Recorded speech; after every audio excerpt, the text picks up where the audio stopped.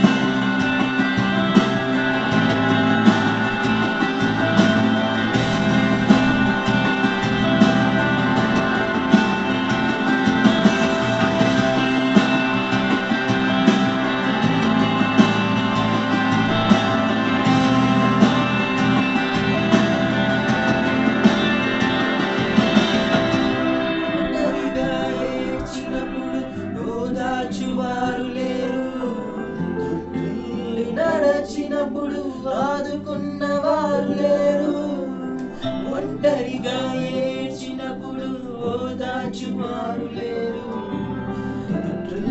నడచినప్పుడు ఆదుకున్నవారు లేరు, బిగ్గరగా ఏడ్చినప్పుడు కన్నీరు తుడిచెనుగా, బిగ్గరగా ఏడ్చినప్పుడు కన్నీరు తుడిచెనుగా.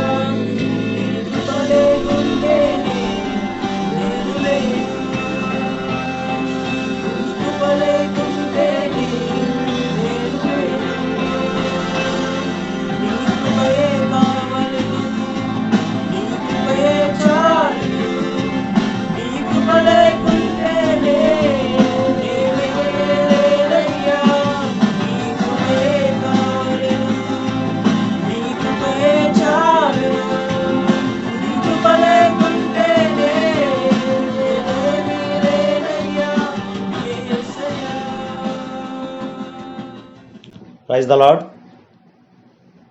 దేవునికి మహిమ కలుగును గాక. ప్రభువునందు ప్రియులైన మీకెల్లరూ కూడా ప్రభు నామమున నా హృదయపూర్వకమైనటువంటి వందనాలు తెలియజేస్తూ ఉన్నాను. దేవుని యొక్క కృపను బట్టి ఈ భయంకర దినాలలో దేవుడు మనలను తన యొక్క కరుణా హస్తాల కింద ఇంతవరకు భద్రపరిచి సజీవులుగా ఉంచిన విధానాన్ని బట్టి దేవునికి వందనాలు తెలియజేయవలసినటువంటి వారమై ఉన్నాము. మరి మీరంతా కూడా ఈ లాక్డౌన్ టైంలో జాగ్రత్తగా ఎక్కువ సమయాన్ని దైవ సన్నిధిని గడుపుతూ దేవుని యొక్క కృపను బట్టి అందరూ కూడా క్షేమంగా ఉన్నారని ప్రభువుకు వందనాలు తెలియజేస్తూ ఉన్నాను. మరి ఈ సమయమున మన యొక్క ధ్యానం కొరకు దేవుని యొక్క పరిశుద్ధ గ్రంథంలో నుండి మత్తయి సువార్త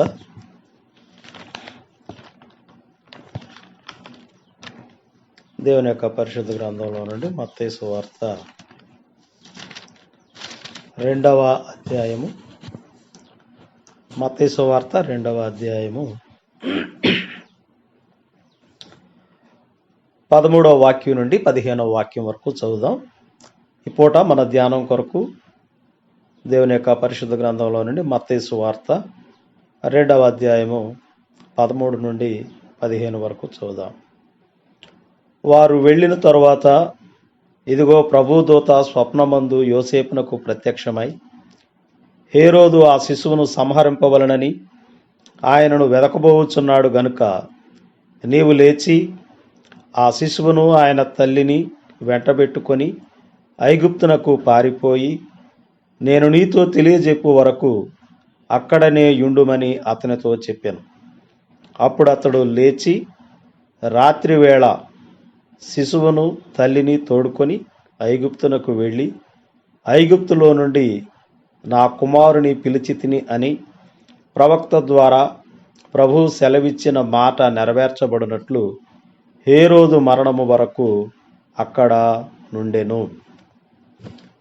దేవుడు మనతో మాట్లాడినట్లుగా చిన్న ప్రార్థన చేద్దాం. పరమ తండ్రి, నీ పరిశుద్ధ నామానికై వందనాలు చెల్లిస్తూ ఉన్నాము. మీ కృప ద్వారా ఇంతవరకు మమ్మలను జ్ఞాపకం చేసుకున్నందుకై స్తోత్రములు చెల్లిస్తూ ఉన్నాము తండ్రి. మీ యొక్క కృపాక్షేమాలు మాకు అనుగ్రహిస్తూ మా మంచి కాపరివై మీరు మమ్మలను నడిపిస్తూ ఉన్నందుకై వందనాలు చెల్లించుకుంటూ ఉన్నాం.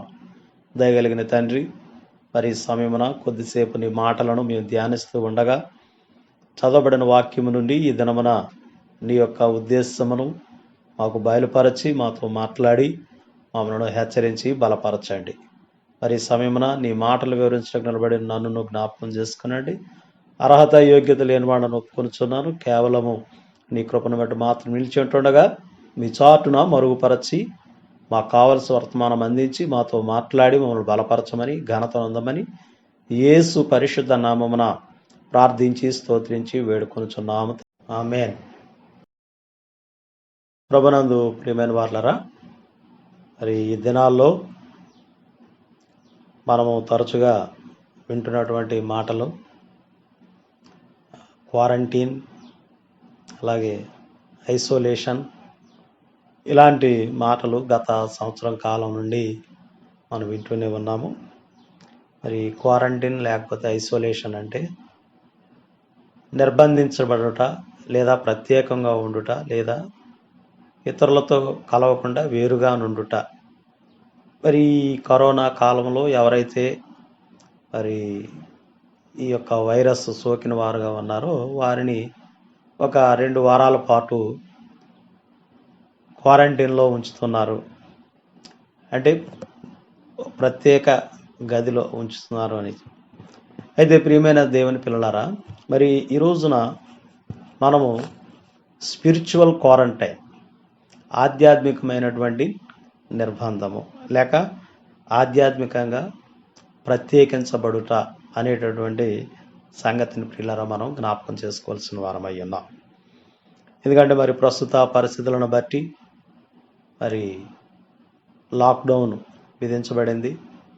మరి దినాల్లో మనకి అధికమైనటువంటి సమయం ఉంటుంది గనుక దేవుని వాక్యం సెలవిచ్చినట్లుగా సమయాన్ని పోనీయక సద్వినియోగం చేసుకుంటూ జ్ఞానుల వలె నడుచుకోండి అని దేవుని వాక్యం మరి హెచ్చరిస్తుంది.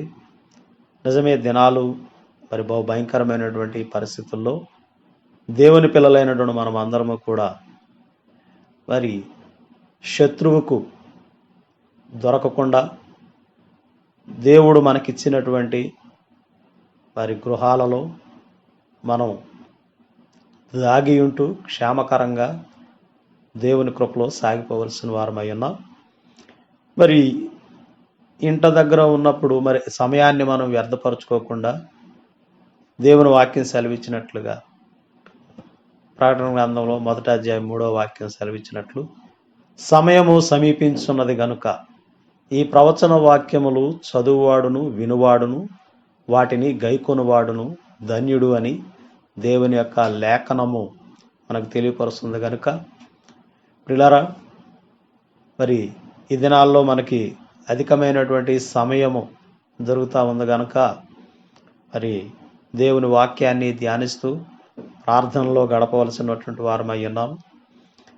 ఎందుకంటే మరి గత 2-3 వారాలుగా మనం ప్రార్థన గురించినటువంటి విషయాల్ని ధ్యానిస్తూ ఉన్నాం. ప్రార్థన పరిస్థితుల్ని మారుస్తుంది. మరి దేవుని పిల్లల యొక్క ప్రార్థన దేవుడు ఆలకించి వారి దేశాన్ని బాగు చేస్తానని సెలవిచ్చాడు.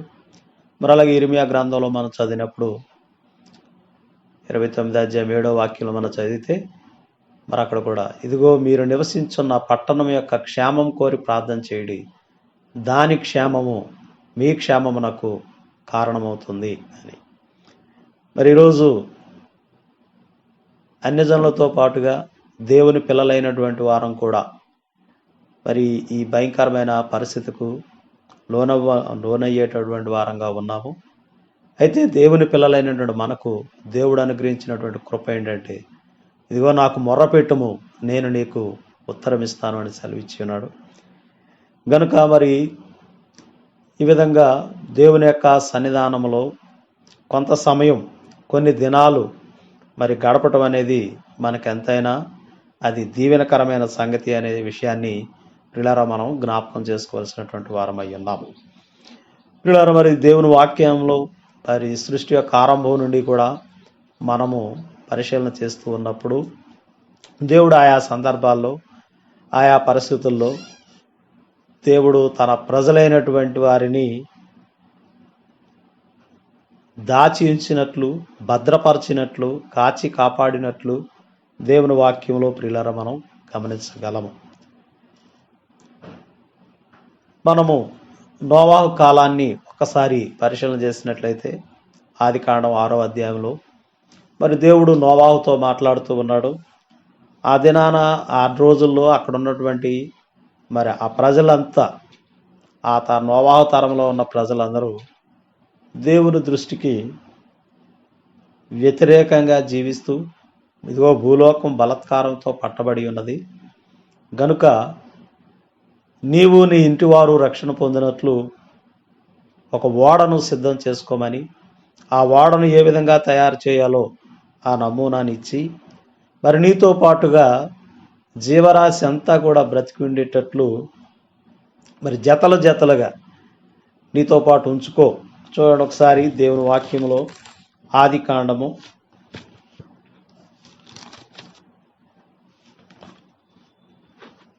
6వ అధ్యాయము, ఆదికాండం 6వ అధ్యాయము 13వ వాక్యం నుండి మనం చదివినట్లయితే, ఆదికాండం 6వ అధ్యాయం 13వ వాక్యము, దేవుడు నోవాహుతో, సమస్త శరీరుల మూలముగా భూమి బలాత్కారంతో నిండి ఉన్నది గనుక నా సన్నిధిని వారి అంతము వచ్చి ఉన్నది. ఇదిగో వారిని భూమితో కూడా నాశనము చేయుదును. చితిసారకపు మ్రానుతో నీ కొరకు ఓడ చేసుకునము. అరలు పెట్టి ఆ ఓడను చేసి లోపటను వెలుపటను దానికి కీలు పూయవలెను. ప్రియులారా, మరి ఇక్కడ సమస్త శరీరులు కూడా భూమిని బలాత్కారంతో మరి నింపేశారు కనుక వారి యొక్క అంతము వచ్చి ఉన్నది. కాబట్టి నేను భూమితో కూడా వారిని నాశనం చేస్తూ ఉన్నాను కనుక నీ కోసం, నీ కుటుంబం కోసం ఒక ఓడను చేసుకో. మరి ఇప్పుడు ఆ ఓడలోనికి చూడండి 18వ వాక్యంలో మనం చదివినట్టయితే, అయితే నేను నీతో నా నిబంధన స్థిరపరచుదును, నీవును నీతో కూడా నీ కుమారులను, నీ భార్యయు, నీ కోడండ్రును ఆ ఓడలో ప్రవేశింపవలను. మరియు నీతో కూడా వాటిని బ్రతికించి ఉంచుకొనుటకు సమస్త జీవులలో, అనగా సమస్త శరీరుల యొక్క ప్రతి జాతిలోనివి 2 చొప్పున నీవు ఓడలోనికి తేవలను. వాటిలో మగదియు ఆడదియు నుండవలెను. నీవు వాటిని బ్రతికించి ఉంచుకొనుటకై వాటి వాటి జాతుల ప్రకారము పక్షులలోను, వాటి వాటి జాతుల ప్రకారము జంతువులలోను, వాటి వాటి జాతుల ప్రకారము నేలను ప్రాకు వాటన్నిటిలోనూ ప్రతి జాతిలో 2 చొప్పున నీ యొద్దకు వచ్చును. మరియు తినుటకు నానా విధములైన ఆహార పదార్థములను కూర్చుకొని నీ దగ్గర ఉంచుకొనుము అని దేవుడు నోవాతో సెలవీయడం అనే విషయాన్ని ప్రియులారా మనం జ్ఞాపకం చేసుకుంటూ ఉన్నాం. మరి ఇక్కడ భూలోకము సర్వ శరీరుల యొక్క పాపముల చేత బలాత్కారంతో మరి నింపబడింది. అదిగో అందుకే వారికి నాశనం తటస్థించింది. అయితే ఈ తరంలో నీవు మాత్రమే నా ఎదుట నిందారహితుడుగా, నీతిమంతుడుగా కనబడుతున్నావు. కాబట్టి నీవు, నీ కుటుంబము ఒక ఓడను సిద్ధం చేసుకోండి. ఎందుకంటే నేను జల ప్రళయాన్ని ఈ భూమిలోకం మీదకి రప్పించబోతున్నాను. 17వ వాక్యంలో మనం చదివితే ఆదికాండం 6:17 వాక్యం అంటున్నాడు, ఇదిగో నేనే జీవవాయు గల సమస్త శరీరులను ఆకాశము క్రింద నుండకుండా నాశనము చేయుటకు భూమి మీదికి జల ప్రవాహములు రప్పింపబోచున్నాను. లోకమందున సమస్తమును చనిపోవును, అయితే నీతో నా నిబంధన స్థిరపరచుదును గనక నీతో కూడా నీ కుమారులు, నీ భార్యయు, నీ యొక్క కోడండ్రును ఆ ఓడలో ప్రవేశింపవలెను అంటాడు. పిల్లలు, మరి ఇక్కడ ఈ యొక్క ఘోరమైనటువంటి ఈ విపత్తు సంభవిస్తూ ఉన్నప్పుడు దేవుడు నోవాహుతో చెప్తున్నటువంటి మాట, ఇదిగో నీ కోసం, నీ కుటుంబం కోసం ఒక ఓడను సిద్ధం చేసుకో. మరి ఆ ఓడలోనికి నీవు, నీ భార్య, నీ కుమారులు, నీ కుమారుని యొక్క భార్యలు, నీ కోడండ్రు, మరి 8 మంది ఓడలో ప్రవేశించండి. ఆ తర్వాత నీకోసం మరి మీకు ఆహారం ఉండడానికి ఆహార పదార్థాలను సిద్ధం చేసుకో. అలాగే జీవరాశి కూడా మిగిలి ఉండడం కోసం మరి వాటి జాతుల ప్రకారము ప్రాకే పురుగుల్లోనేటి, జంతువుల్లో, పక్షుల్లో, పశువుల్లో అన్నిటిలో కూడా జతలుగా మరి ఆ ఓడలోనికి నీ వద్దకు మరి తీసుకొని వచ్చుకోమని చెప్పి నోవాహుతో మాట్లాడడం అనేది పిల్లలు ఇక్కడ జ్ఞాపకం చేసుకుంటూ ఉన్నాం.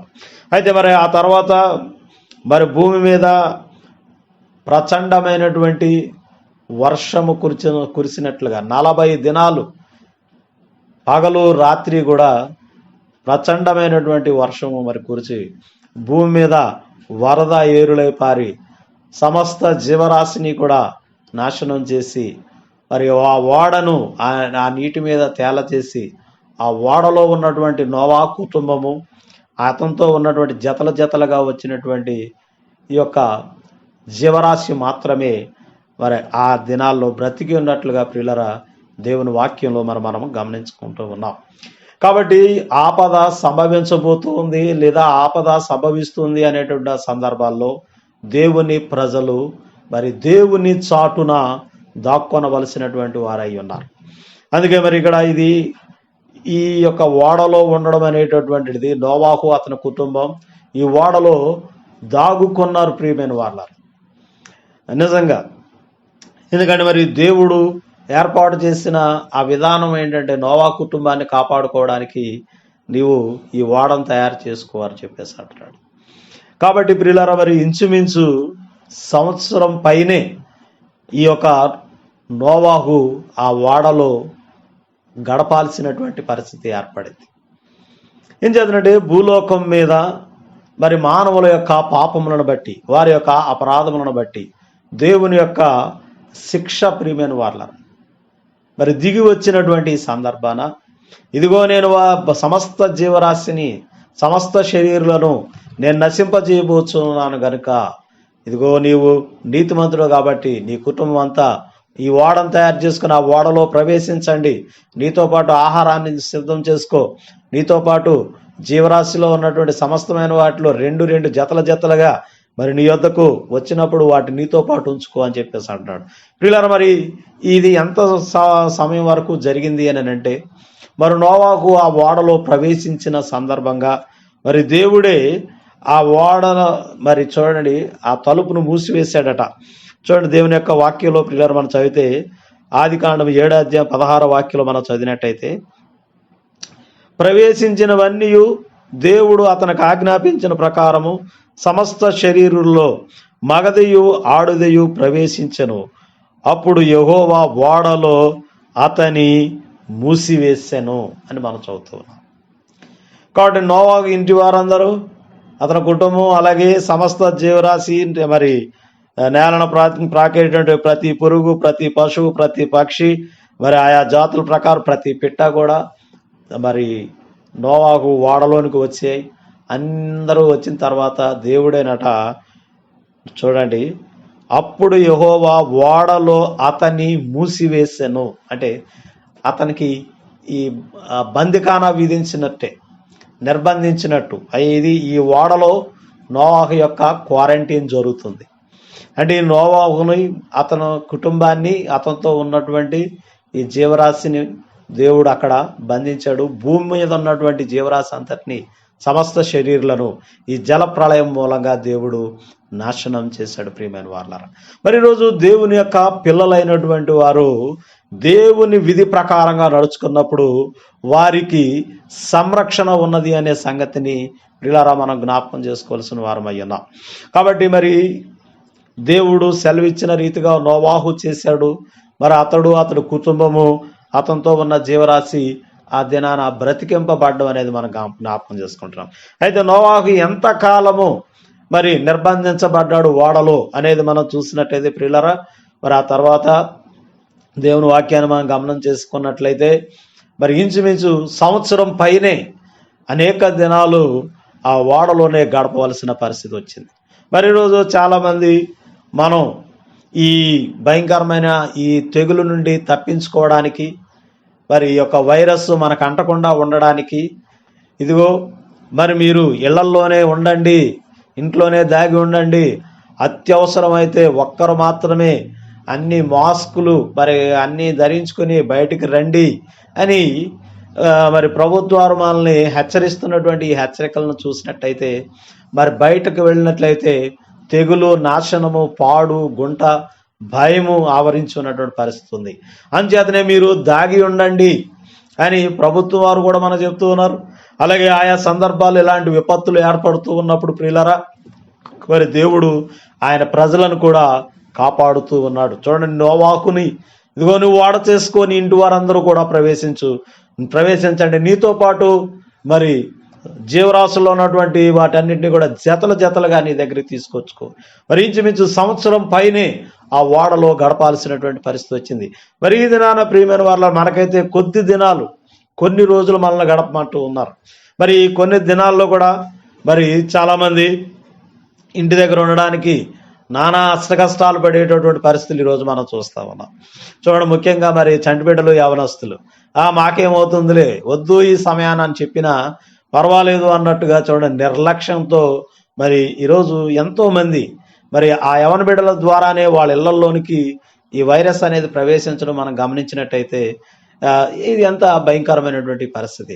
అందుచేత హెచ్చరికని ప్రియులారా మనం తీసుకోవాలి. ఎందుకు ఇలాంటి విపత్తులు అంటే తప్పకుండా ప్రజల యొక్క అవిధేయతలను బట్టి, ప్రజల యొక్క పాపములను బట్టి, ప్రజల యొక్క ఘోరమైన నేరములను బట్టి, దేవుణ్ణి తిరస్కరించడాన్ని బట్టి, మరి దేవుని పిల్లలైనటువంటి వారిని హింసించడాన్ని బట్టి, ఘోరమైనటువంటి విగ్రహారాధనను బట్టి, ఘోరమైన వ్యభిచారాన్ని బట్టి, భయంకరమైనటువంటి మోసకృత్యమైనటువంటి పరిస్థితులను ప్రజలు మరి ఈరోజు వాటన్నిటిని జరిగిస్తూ ఉన్నటువంటి వారుగా ఉన్నారు. కనుకనే ప్రియమైన దేవుని పిల్లలారా, ఇదిగో నా సన్నిధిని వారి అంతము వచ్చి ఉన్నది అని మరి ప్రభు మాట్లాడినట్లుగా ఈ దినాల్లో కూడా ప్రియమైన వారులారా ఖచ్చితంగా ప్రజల యొక్క అవిధేయతల మూలంగానే ఈ యొక్క మరి వైరస్ అనేది ప్రబలుతున్నది అనేటువంటి విషయాన్ని జ్ఞాపకం చేసుకొని మరి దాగి ఉండండి అని చెప్పినటువంటి ఆ మాటలను బట్టి ఈరోజు మనం కూడా ఓర్చుకోవాల్సిన వారమైన మరి నోవాహు అతని కుటుంబం ఇంచుమించు సంవత్సరం పైనే మరి ఆ ఒక్క ఓడలో గడిపినటువంటి వారు ఉన్నారు. మరి వాళ్ళకి ఏ విధంగా టైంపాస్ అయింది. ఈరోజు మరి మనం టైంపాస్ చేసుకోవడానికి మరి ఇంటర్నెట్ ఉంది, టీవీలు ఉన్నాయి, మరి రకరకాల సెల్ ఫోన్లు ఉన్నాయి. మనం అనేక విధాలుగా ఈరోజు మనం టైము పాస్ చేసే అవకాశం ఉంది. కానీ ఆ రోజు నోవాహు అతని కుటుంబం ఏ విధంగా టైంపాస్ అయ్యి ఉంటుంది. మరి నేను అనుకుంటూ ఉన్నాను, మరి ఈ యొక్క జంతువుల్ని, పక్షుల్ని, వాటన్నిటి యొక్క సంరక్షణ ఉదయం మొదలు పెడితే సాయంత్రం దాకా కూడా మరి వాళ్ళకి వాటిని చూసుకోవటమే పనిగా ఉండేటటువంటి నిజంగా ప్రియమైనటువంటి దేవుని పిల్లలారు. కాబట్టి ఆ రోజున వారు రక్షింపబడ్డారు. మరి ఇదే విషయాన్ని పేతురు రాసిన మొదటి పత్రిక 4వ అధ్యాయంలో మన కోసం జ్ఞాపకం చేస్తా ఉన్నాడు. ఇదిగో మరి పూర్వమందు నోవాహు కూడా ఈ విధంగా మరి ఓడలో ఉన్నాడు కాబట్టే అతని ఇంటి వారు అనగా ఆ 8 మంది రక్షణ పొందారు, అంటే విపత్తు నుండి తప్పించబడ్డారు. కాబట్టి ప్రియమైన దేవుని పిల్లలారా, మరి ఈ దినాల్లో మరి మనము దాగి ఉండవలసినటువంటి వారమైనాం. అయితే ఈ దాగి ఉన్నప్పుడు మనం ఏం చేయాలి? నిజంగా దైవ సన్నిధిని మనం సమయం గడిపేటువంటి వారుగా ఉండాలి. అందుకే దావీదు కూడా మరి 32వ కీర్తనలో మనం చదివితే దావీదు ఏమంటున్నాడంటే దేవుని వాక్యంలో ప్రియమైన వాళ్ళరా 32వ కీర్తన 7వ వాక్యం మనం చదివినట్టయితే మరి 6వ వాక్యం చూడండి. కావున నీ దర్శన కాలమందు భక్తి గల వారందరూ నిన్ను ప్రార్థన చేయుదురు, విస్తార జల ప్రవాహములు పొరలి వచ్చినను నిశ్చయముగా అవి వారి మీదికి రావు. ఎందుకంటే నా దాగు చోటు నీవే, శ్రమలో నుండి నీవు నన్ను రక్షించదవు, విమోచన గానములతో నీవు నన్ను ఆవరించదవు. నీకు ఉపదేశం చేసేదని నీవు నడవలసిన మార్గమును నీకు బోధించదను, నీ మీద దృష్టి ఉంచి నీకు ఆలోచన చెప్పేదను. ప్రియమైన దేవుని పిల్లలారా, మరి ఎవరైతే మరి పాపము నుండి విమోచింపబడిన వారుగా ఉన్నారో, లేక వారి యొక్క పాపములకు ప్రాయశ్చిత్తం పరిహారం నొందినటువంటి వారై ఉన్నారు, వారు దేవుని చేత నిర్దోషులను మరి ఎంచబడినటువంటి వారు ప్రార్థన చేసినప్పుడు దేవుడు ఆలకిస్తాడు. మరి విస్తారమైన జల ప్రవాహములు వారి మీద పొర్లి వచ్చిన నిశ్చయముగా అవేవి కూడా వారి మీద పొర్లి పారో, వారి మీదకి రావు. ఎందుకంటే వారు ఎక్కడున్నారు అంటే, నా దాగుచోటు నీవే, శ్రమలో నుండి నీవు నన్ను కాపాడే దేవుడవు, నోవాహును ఓడలో కాపాడినటువంటి దేవుడు. మరి ఈరోజు ఆయనే మనకు దాగుచోటు. ప్రియమైన వారలారా, అదే 91వ కీర్తనలో మరి మోషే చెప్తా ఉంటాడు, ఇదిగో మహోన్నతిని చాటున నివసించువాడే సర్వశక్తిమంతుని నీడను విశ్రమించువాడు. అట్టివానికి మరి దేవుని యొక్క కాపుదల ఉంటుంది. ఆయన తన రెక్కలతో కప్పుతాడు. ఆయన రెక్కల కింద ఆశ్రయం ఉంటుంది. వేటకాని ఊరి నుండి ఆయన నిన్ను తప్పిస్తాడు అని 91వ కీర్తన అంతా కూడా మనం చదివినట్టయితే ప్రియమైన వారలారా. కాబట్టి మరి ఈరోజు ప్రియమైన దేవుని పిల్లలారా, మనం దేవుని చాటున దాక్కునే వారంగా ఉండాలంటే, దేవుని యొక్క సన్నిధానాన మనం సమయం గడపవలసినటువంటి వారంగా ఉన్నాము అనే సంగతిని ఈరోజు మనం జ్ఞాపకం చేసుకోవాలి. మరి నోవాహు దేవుడు తనకు అప్పగించిన ఆ పనిని చేస్తూ ప్రియులారా, ఇంచుమించు 1 నెల రోజుల పైనే మరి ఆ యొక్క ఓడలో ఉన్నట్లుగా మనం చూస్తున్నాం. క్షమించండి, సంవత్సరానికి పైగా ఓడలో తాను దాగి ఉన్నట్లుగా మనం గమనిస్తా ఉన్నాం. అంటే సంవత్సర కాలము ఆ ఓడలో నిర్బంధించబడ్డాడు, ఆ ఓడలో ప్రత్యేకించబడ్డాడు. కారణం ఏంటంటే, బయట భయంకరమైన పరిస్థితి, నాశనం ఉన్నది. కాబట్టి దేవుడు అతన్ని ఆ ఓడలో మూసివేసి అతన్ని మరి భద్రపరిచినట్లుగా ప్రియులరా మరి మనం గమనిస్తా ఉన్నాం. ప్రియమైన దేవుని పిల్లలారా, మరి రోజు బయట మనం గమనించినప్పుడు దారుణమైనటువంటి పరిస్థితులు ఉంటుండగా, ఈరోజు మనం దేవుని చాటున దాక్కోవడానికి మనం ప్రయత్నం చేయాలి. దేవుని యొక్క చిత్తాన్ని చేయటానికి మరి మనం ఉన్న చోటనే దేవుడు సన్నిధానంలో మనం సమయం గడపడానికి ప్రియులరా మనము ఎదురు చూసేటటువంటి వారంగా మనం ఉండాలి. మరి ఇంకా మనం దేవుని వాక్యం మనం చదివినట్లయితే చూడండి, ఇశ్రాయేలీలను మరి దేవుడు ఆ యొక్క ఐగుప్తు యొక్క భయంకరమైనటువంటి ఆ బంధకాల నుండి మరి విడిపించడం కోసం దేవుడు వారికి ఏం సెలవిచ్చాడు అని అంటే, ఇదిగో మరి మీరు చూడండి 12వ అధ్యాయం, నిర్గమాకాండం 12వ అధ్యాయంలో మనం చదివినట్టయితే, మరి మీరంతా కూడా మరి అక్కడ పస్కా పశువును గూర్చినటువంటి ఆ యొక్క నియమాన్ని దేవుడు వారికి ఏర్పాటు చేసినట్లుగా మనం చూస్తా ఉన్నాము. ఏం చేద్దంటే, మరి ఆ రోజున ఏం జరగబోతుందంటే, ఆ రాత్రి జరగబోయే భయంకర పరిస్థితి ఏంటంటే, ఐగుప్తు సింహాసనం మీద కూర్చున్న రాజు మొదలుకొని సామాన్యుడి ఇంటిలో ఉన్నటువంటి ప్రతి తొలుచూలు కూడా మరణిస్తారు. అది ఇశ్రాయేలుల విమోచన కోసం చేసేది. చూడండి 11వ అధ్యాయంలో మనం చదివినట్టయితే, 11వ అధ్యాయంలో ఆ నిర్గమాకాండం 11వ అధ్యాయం 4వ వాక్యంలో, మోషే ఫరోతో ఇట్లనడు, యెహోవా సెలవిచ్చినదేమనగా, మధ్యరాత్రి నేను ఐగుప్తు దేశంలోనికి బయలు వెళ్ళేదను. అప్పుడు సింహాసనం మీద కూర్చున్న ఫరో తొలిపిల్ల మొదలుకొని తిరగలు విసురు దాని తొలిపిల్ల వరకు ఐగుప్తు దేశమందలి తొలిపిల్లలందరూ చచ్చెదరు, జంతువులలోనూ తొలిపిల్లలనియు చచ్చును. అప్పుడు ఐగుప్తు దేశమంతటా మహాఘోష పుట్టును. అట్టి ఘోష అంతకుముందు పుట్టలేదు, అట్టిది ఇక మీదట పుట్టదు. అయితే యెహోవా ఐగుప్తీయులను ఇశ్రాయేలీయులను వేరుపరచునని మీకు తెలియబడినట్లు మనుషుల మీద గాని జంతువుల మీద గాని ఇశ్రాయేలీయులలో ఎవరి మీదనైనను ఒక కుక్కయు తన నాలుక ఆడించదు. ప్రియమైన దేవుని పిల్లలారా, ఇక్కడ దేవుని వాక్యాన్ని మనం గమనించినట్లయితే, ఆ రోజున ఇశ్రాయేల్ ప్రజల్ని దేవుడు విడిపించుట కొరకు ఐగుప్తు దేశంలో ఇంచు మీద 10 తెగుళ్ళు, ఇది ఆఖరి తెగులు అన్నమాట. ఏంటంటే, మరి సింహాసనం మీద కూర్చున్న ఫరో తొలిపిల్ల మొదలుకొని తిరగల విసిన దాని తొలిపిల్ల వరకు కూడా ఐగుప్తు దేశం అందరి తొలిపిల్లలందరూ చనిపోతారు. మరి జంతువులలో తొలిపిల్ల చచ్చిపోతుంది. ఇదిగో ఐగుప్తు దేశంలో మహాఘోష పుడుతుంది. అయితే ఇశ్రాయేలీలు అనేటువంటి నా ప్రజల్ని నేను ఈ భయంకరమైన పరిస్థితి నుండి నేను వారిని ప్రత్యేకపరుస్తాను. ప్రియమైన దేవుని పిల్లలారా, ఐగుప్తు పేటలో మాత్రమే ఈ భయంకరమైన మరణ హోమం జరగబోతుంది. అయితే ఇశ్రాయేలీలను మరి నేను ప్రత్యేకపరచుకుంటున్నాను. వారి మీద ఒక్క కుక్క అయినా తమ నాలుకను ఆడించదు. ఎందుకంటే మరి ఐగుప్తు దేశం అంతటా కూడా మరణ ఘోష, మృత్యు ఘోష. ప్రియమైన దేవుని పిల్లలారా, ఇలాంటి స్థితిలో దేవుడు తన ప్రజలైనటువంటి వారు ప్రత్యేకపరచడానికి, వారు ప్రత్యేకంగా ఉండాలంటే వారు దేవుడు చెప్పినటువంటి పనిని మరి చేయవలసిన వారై ఉన్నారు. నోవా కూడా రక్షణ పొందాలంటే దేవుడు చెప్పినట్లుగా తను చేయవలసినటువంటి వాడై ఉన్నాడు. మరి అలాగే తాను అలాగే చేశాడు కాబట్టి సంవత్సరం తర్వాత అయినా సరే తన కుటుంబం అంతా కూడా రక్షణ పొందింది. అతని ద్వారా తిరిగి ప్రపంచం అంతా కూడా పునరుత్పత్తి, మానవ జాతి విస్తరించడానికి కారణమైంది ప్రియులారా. అలాగే మరి ఇశ్రాయేలు ప్రజలు కూడా వారు విడిపించబడాలి అంటే ఆ రాత్రి ఆ మరణ దూత యొక్క మరి ఆ సంహారంలో వీరు ఉండకుండా ఉండాలి అని అంటే వీరు కూడా ప్రత్యేకమైన పరిస్థితిని అనుసరించవలసి ఉంది. ఆ రాత్రి వీళ్ళెవరూ కూడా మరి ఇంట నుండి బయటకు వెళ్ళడానికి వీల్లేదు. వారందరూ కూడా ఒకే మరి కుటుంబంలో కూడుకొని పస్కా పశువును వధించి ఆ యొక్క ఆ పశువు యొక్క రక్తాన్ని వారి యొక్క ద్వారబంధముల యొక్క నిలువు కమ్ములకు, అడ్డు కమ్ములకు మరి ఆ రక్తాన్ని మరి రాసుకోవాలి. అప్పుడు వారి ఇంట్లో ఉండి ఆ బలి పశువును మరి దానిని వారు కలిసి భుజించవలసినటువంటి వారుగా ఉన్నారు. ఇది దేవుడు వారికి ఇచ్చినటువంటి నియమం. ఏంటంటే ఇదిగో మరి మీలో ప్రతి కుటుంబం కూడా ఒక మేకపిల్ల కానీ గొర్రె పిల్ల కానీ తీసుకొని ఈ రాత్రి మీరు ఎంటనే ఉండి మీ కుటుంబం అంతా కూడా ఆ పశువును వధించుకొని వండుకొని భోజనం చేయండి. మరి చేదు కూరలతో దాన్ని తినండి. మరి ఉదయం వరకు దేన్ని మిగల్చొద్దు. ఒకవేళ మిగిలి ఉన్నట్లయితే దాన్ని మీరు కాల్చివేయండి. అయితే ఈ రాత్రి ఎవడు కూడా ఇంటి నుంచి బయటకు రావద్దు.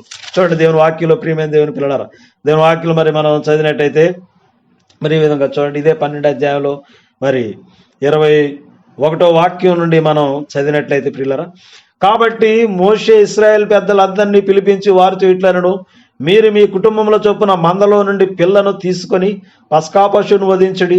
మరియు హిస్సోపు కుంచె తీసుకొని పళ్ళెములో ఉన్న రక్తములో దాన్ని ముంచి ద్వారబంధపు పైకమ్మికిని 2 నిలువ కమ్ములకును పళ్ళెములోని రక్తమును తాకింపవలను. తరువాత మీలో నెవరును ఉదయము వరకు తన ఇంటి ద్వారము నుండి బయలు వెళ్ళకూడదు. పిల్లలు చూడండి, ఇక్కడ మీలో ఎవరును ఉదయం వరకు తన ఇంటి ద్వారము నుండి బయలు వెళ్ళకూడదు. ఈ రాత్రి వారికి ఇక్కడ ఇది క్వారంటైన్. వారు గృహములో మరి ప్రత్యేకమైన వారు ఉండాలి, వేరుపరచబడిన వారు ఉండాలి, తమను తాము నిర్బంధించుకునేటటువంటి వారంగా ఉండాలి.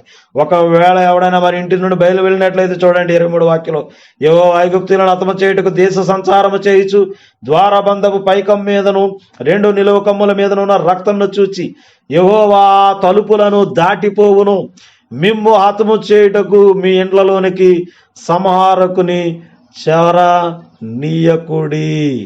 కాబట్టి ప్రియమైనటువంటి మరి దేవుని పిల్లలారు, మరి ఇక్కడ మనం గమనం చేసినట్లయితే ఇదిగో మరి ఇశ్రాయేలీయులారా, మీరైతే మీ కుటుంబాల చొప్పున మరి ఆ పశువును వధించండి, అక్కడ భోజనం చేయండి. మరి దానిలో ఆ పశువు యొక్క రక్తాన్ని హిస్సోపు కుంచుతో మరి మీ యొక్క 2 మరి నిలువ కమ్ములకును మరి అడ్డు కమ్ములకు ఆ ద్వారబంధానికి ఈ రక్తాన్ని తాకించండి. దేవుడు ఆ సంహార దూత ఐగుప్తీయులను సంహారం చేయడానికి వచ్చినప్పుడు మరి మీ ఇంట ఉన్నటువంటి ఆ ద్వారం మీదనున్న ఆ రక్తాన్ని చూసి ఇదిగో మరి సంహార దూత దాటిపోతాడు. ప్రియమైన దేవుని పిల్లలారు, మరి ఈరోజు ఈ భయంకరమైనటువంటి పరిస్థితులను మనం తప్పించబడాలి అని అంటే దేవుడు మనకిచ్చినటువంటి ఆ వాక్య ప్రకారంగా దేవుని యొక్క సన్నిధానంలో ప్రియులరా దైవ చిత్తాన్ని చేస్తూ మన జీవితాల్ని నడిపించుకుంటూ ఉన్నప్పుడు ఆ రోజు ఇజ్రాయేలు జనాంగం ఏ విధంగా అయితే ఆ మారణ హోమం నుండి తప్పించబడ్డారు, లేదా నోవాహు ఏ విధంగా అయితే ఆ జలప్రళయం నుండి తప్పించబడ్డాడు, ఈరోజు మనం మన కుటుంబాలు ప్రియులరా మరి దేవుని కృప ద్వారా తప్పించబడేటటువంటి వారంగా ఉంటాం కనుక ప్రియులారా, మరి ఈరోజు ఇంటి దగ్గర ఉన్నటువంటి నీవు నేను కూడా దేవుని యొక్క చిత్త ప్రకారంగా మన జీవితాన్ని నడిపించుకోవాలి.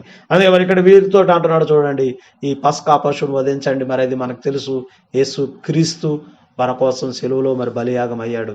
కాబట్టి ఈరోజు ఏ ఇంటి మీద అయితే సిలువ రక్తం ఉంటుందో ప్రియమైన వారు, అంటే యేసు రక్తంలో ఎవరైతే కడగబడినటువంటి వారై ఉన్నారో వారందరూ కూడా ఈ ప్రత్యేక సమయంలో ప్రత్యేక దినాల్లో తమను తాము ప్రత్యేకపరచుకొని దేవునికి అనుకూలంగా మరి ప్రార్థనలు చేస్తూ దైవ వాక్యాన్ని బట్టి నడుచుకుంటూ ప్రియులారా మరి ముందుకు సాగుతున్నప్పుడు దేవుడు మనలను ఈ విపత్తు నుండి ఆయన తప్పించడానికి ప్రియులారా మరి ఇష్టపడేటటువంటి వాడుగా ఉన్నాడు. ఆ విధంగా ప్రియులారా బైబిల్ గ్రంథంలో మనం చదువుకుంటూ పోతూ ఉన్నట్లయితే అనేకమైనటువంటి మరి ఆధ్యాత్మికమైన నిర్బంధనలు మనం చూస్తూ ఉంటాం. స్పిరిచువల్ క్వారంటైన్స్ అనేకమైనటువంటివి మనం చూస్తూ ఉన్నాం ప్రియులారా.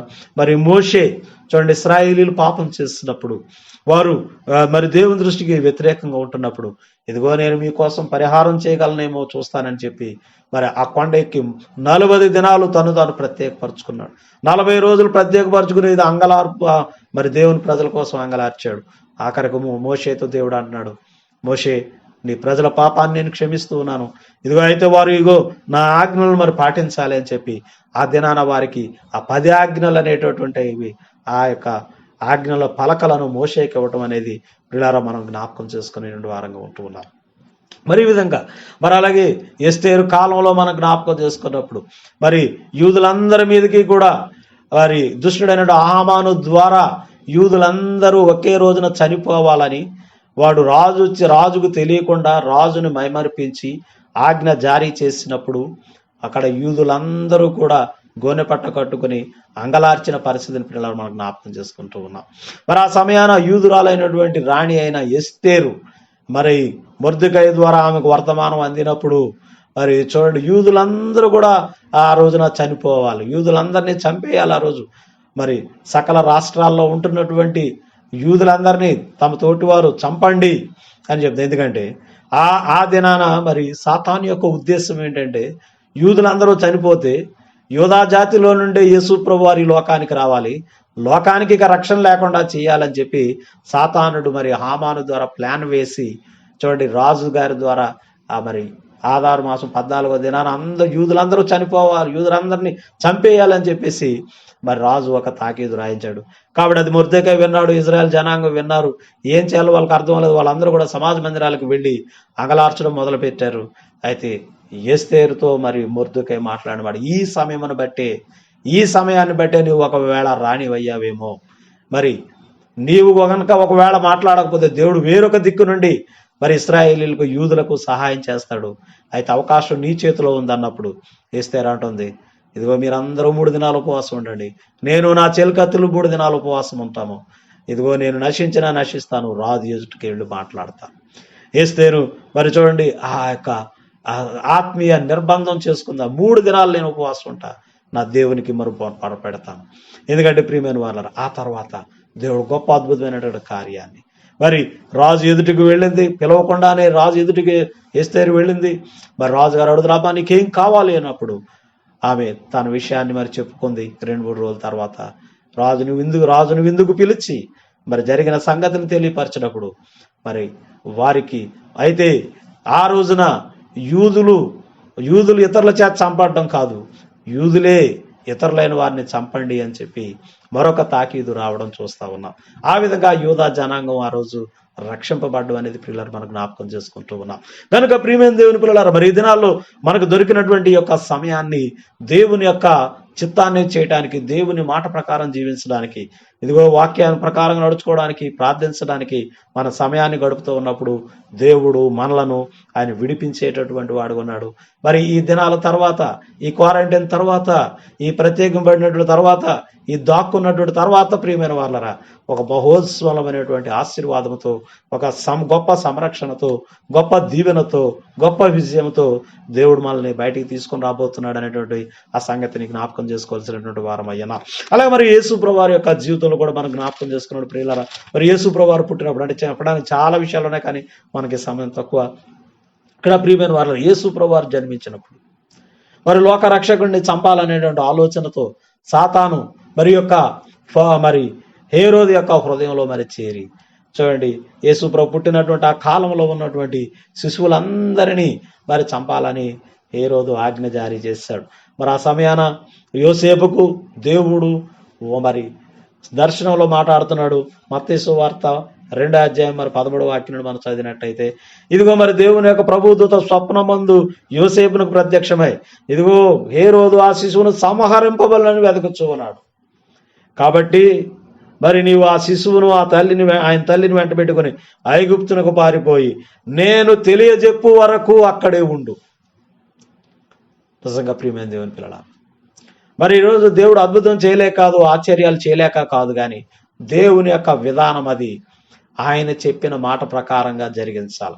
ఆ ప్రకారంగా మరి యోసేపు మరి శిశువు అయిన యేసు ప్రభువారిని ఆయన తల్లిని తీసుకొని మరి ఆ యొక్క ఐగుప్తునికి వెళ్ళి అక్కడ ప్రియమైన వారు కొంత సమయం కొంతకాలం ఈ దుర్మార్గులైనటువంటి వారందరూ కూడా మరణించినంత వరకు కూడా అక్కడ దాగి ఉన్నట్లు, తర్వాత మరి ఆయన నజరేతులోనే పెరిగి పెద్దవాడైనటువంటి ఆ స్థితిని మనం గమనం చేసుకున్నట్లయితే ప్రియమైన దేవుని పిల్లల, మరి చూడండి ఇక్కడ నేను చెప్పే వరకు కూడా అక్కడే ఉండు అంటున్నాడు.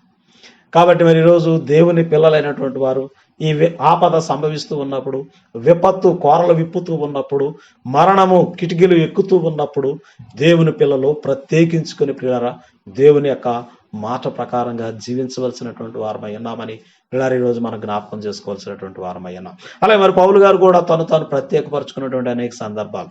మరి అలాగే యేసు ప్రభువు వారు కూడా ఆ తర్వాత మరి 30 సంవత్సరాలప్పుడు ఆయన బయటకు వచ్చి బాప్తిస్మం పొంది 40 దినాలు ఉపవాసం చేశాడు, ప్రత్యేకం పడ్డాడు, దుష్టుని జయించాడు. ఆ తర్వాత మరి 3.5 సంవత్సరాలు దిగ్విజయమైనటువంటి అద్భుతమైనటువంటి సువార్తను చేశాడు. అలాగే ఆయన శిష్యులైనటువంటి వారు అనేక సందర్భాల్లో తమను తాము నిర్బంధించుకొని దేవుని యొక్క సన్నిధిలో వారు ప్రార్థనలు చేస్తున్న పిల్లల దేవుడు ఘనకార్యాలను మరి జరిగించినట్లుగా మనం చూస్తా ఉన్నాం. అలా మరి ఇంకా పౌలు గారి యొక్క జీవితంలో కూడా మరి అదే విధంగా ప్రకటన గ్రంథాన్ని మనం జ్ఞాపకం చేసుకున్నట్లయితే మరి భక్తులైనటువంటి యోహాను, యేసుప్రభు శిష్యులైన యోహాను పద్మాసు ద్వీపములో తాను నిర్బంధింపబడిన వాడుగా ఉన్నాడు.